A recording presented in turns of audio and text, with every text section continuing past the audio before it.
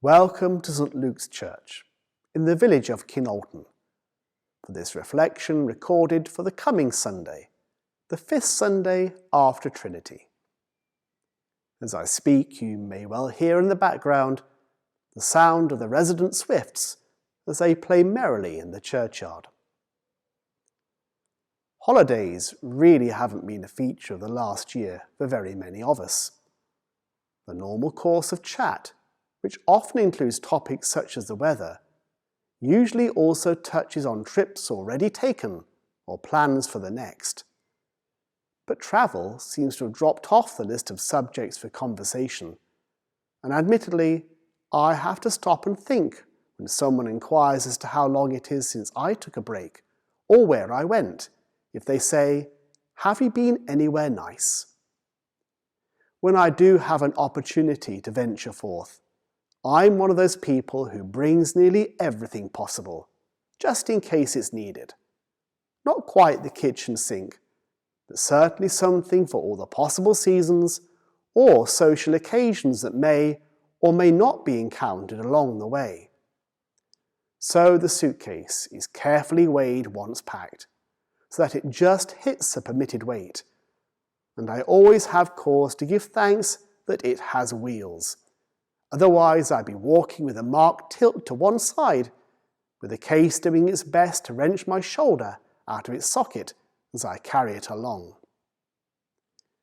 In the passage from St Mark's Gospel set for this Sunday, the disciples are setting out on a journey, but it's far from that of a holiday.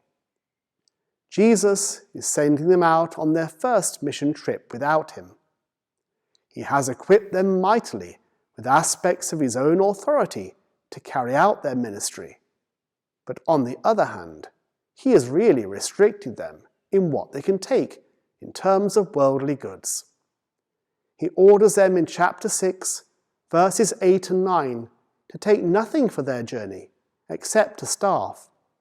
No bread, no bag, no money in their belts, but to wear sandals and not to put on 2 tunics. We're not sure if the 12 disciples recognized the significance of this setup at the time, but the Apostle St Paul, in his later missionary journey, certainly does. In another passage set for today, his second letter to the church at Corinth, Paul writes of the Lord saying to him through his experiences and trials of life, "My grace is sufficient for you, for power is made perfect in weakness." And this is essentially true for all who would follow Jesus.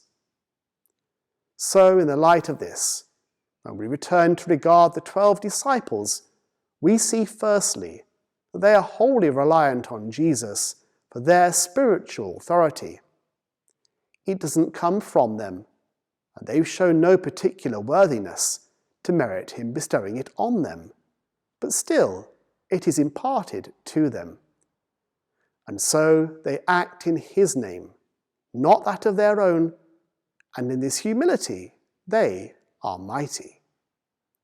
Secondly, in addition, they are to be wholly reliant on others for their physical needs.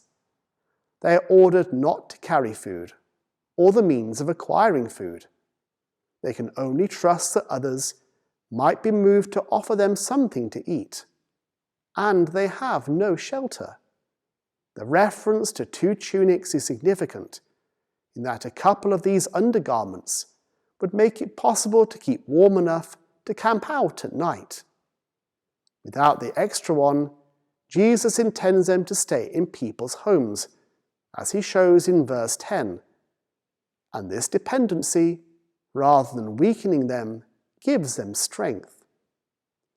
In the sharing of food and shelter, they will get to know the lives of others as hospitality is open to them. And in humbly receiving this, they will be far more effective in responding to any needs or concerns that are revealed around the table or by the hearth than if they were merely passing through. Mighty in humility, disciples trust in the power of God working through them to others and to them through the lives of others.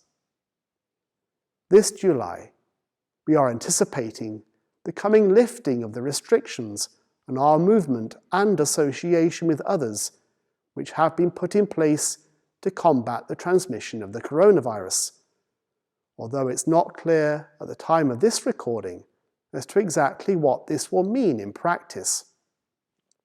But whatever comes, we know that as followers of Christ, we will step up and step out in faith, trusting that God is with us. And if we humble ourselves and thereby become open to be instructed and guided by Him, we will travel on our journey in life with confidence and hope, in the name of God and trusting in His might alone. And so may God's blessing rest upon you and your whole household this day and at all times. Amen.